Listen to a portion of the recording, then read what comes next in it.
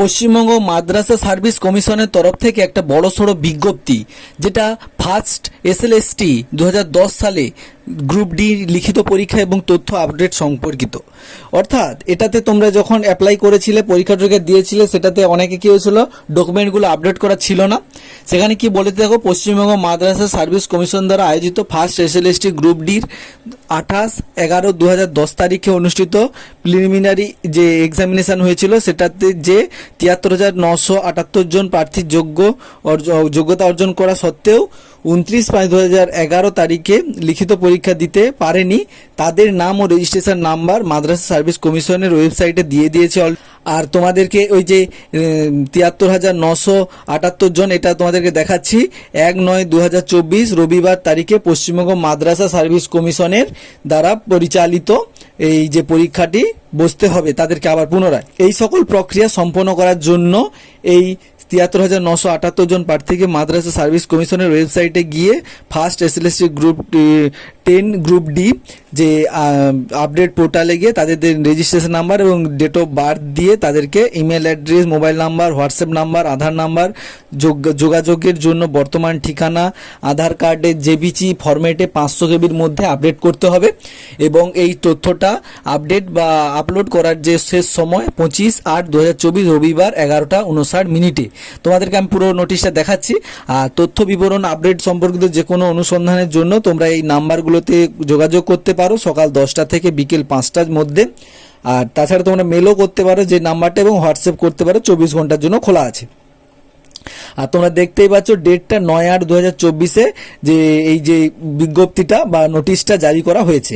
তো চলো আমরা এবার কিভাবে এটা দেখবো দেখে নিই। তোমাদের প্রথমে এসে গুগলে সার্চ করতে হবে wbmsc.com লিখে সার্চ করলে তোমাদের সামনে প্রথম Madrasah the West Bengal Madrasah service কমিশনের বোর্ডের যে ওয়েবসাইটটা খুলে যাবে। খুলে গেলে তোমরা এখানেই দেখতে পাচ্ছ যে নোটিশটা আমি এখনই তোমাদেরকে দেখালাম, তোমাদের সামনে অফিসিয়াল ওয়েবসাইটেই একবারে নোটিশটা দেওয়া রয়েছে, তোমরা এখান থেকে পড়ে নিতে পারো।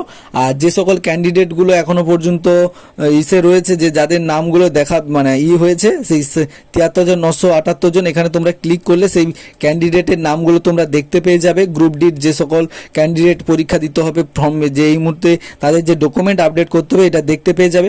বা উপরে ক্লিক করলে তোমরা এখানে লগ ইন এরিয়াটা পেয়ে যাবে, যেখান থেকে তোমরা লগ ইন করতে পারবে। এখানে আসার পর তোমরা এই ডান পাশে এই যে দেখতে পাচ্ছ এই জায়গাটাতে, ঠিক আমি দেখাচ্ছি তোমাদেরকে বক্স করে, ঠিক এই জায়গাটাতে তোমাদেরকে তোমাদের রেজিস্ট্রেশন নাম্বারটা লিখে দিতে হবে। তারপরে তোমার ডেট অফ বার্থের ডে, মান্থ অ্যান্ড ইয়ার, এই তিনটা লিখে দিলে, ডে, মান্থ অ্যান্ড ইয়ার লেখার পরে তোমাকে লগ ইন অপশানে ক্লিক করে দিতে হবে। তবে এইভাবে তুমি যদি লগ ইন অপশানে ক্লিক করে দাও, তোমার পরবর্তী পেজে তুমি প্রবেশ করতে পারবে এবং তুমি সেখানে একটা একটা করে ডকুমেন্ট আপডেট করে দিতে পারবে। আর একটা কথা তোমাদেরকে বলে রাখি, এখানে দেখতে পাচ্ছি একটি গুরুত্বপূর্ণ তথ্য যেটা লেখা আছে, অল ক্যান্ডিডেট, যে সমস্ত প্রার্থীর নাম রেজিস্ট্রেশন নাম্বার 1/8/2024 তারিখ কমিশন বিজ্ঞপ্তিতে অভিহিত করা হয়েছে, তাদের বাধ্যতামূলকভাবে বিবরণ আপডেট করতে হবে। আর দ্বিতীয়টা দেখতে পাচ্ছি, আপডেট পোর্টাল 15/8/2024 রাত্রি 11:00 পর্যন্ত খোলা থাকবে।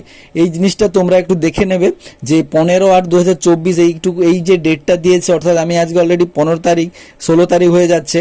তো এখানে তোমরা, আর এরা ওয়েবসাইটটা ওপেন করলে এখানে একটা ডেট দিচ্ছে যে আপলোড এবং আপলোড করার শেষ সময় 25/8/2024। এই জিনিসটা তোমরা একটু ভালো করে যাচাই করে নেবে, ওদেরকে কন্ট্যাক্ট করে ওদের সঙ্গে মোবাইলের দ্বারা হোক বা বিভিন্ন রকমভাবে। কারণ এখানে 25 রয়েছে এবং এখানে রয়েছে 15, এখানে রয়েছে 25। তোমরা দেখতেই পাচ্ছ, কিন্তু আমি অফিসিয়াল ওয়েবসাইটটা পুরো তোমাদের নোটিশটা বড় করে দেখাচ্ছি, যে তোমরা দেখতেই পাচ্ছ যে 25 আর এখানে এটা লেখা রয়েছে, ঠিক আছে, 15 আর 25, এই দুটোর মধ্যে একটু ব্যাপারটা তোমরা একটু ওদের সঙ্গে কন্ট্যাক্ট করে জেনে নিও। তো চলো, এই ছিল আজকের ভিডিও। যদি ভালো লাগে অবশ্যই লাইক করো, শেয়ার করো, সাবস্ক্রাইব করো। দেখো কত পুরনো একটা বিজ্ঞপ্তি তোমাদের সঙ্গে শেয়ার করলাম, আশা করি ভালো লাগবে। তাহলে বন্ধুদেরকে অবশ্যই শেয়ার করো, হয়তো তোমার কোনো বন্ধু পাস করে আছে বা এই ফর্মটা তাকে ফিল আপ করতে হবে, সে জানেই না, তো সেক্ষেত্রে তার হেল্প হয়ে যাবে। যদি কোনো রকম আরও হেল্প প্রয়োজন হয়, কমেন্ট বক্স খোলা রয়েছে, কমেন্ট করো, আমি অবশ্যই হেল্প করবো। তো চলো, দেখা হচ্ছে নতুন একটি ভিডিও নিয়ে। ভালো থাকো, সুস্থ থাকো, সতর্ক থাকো।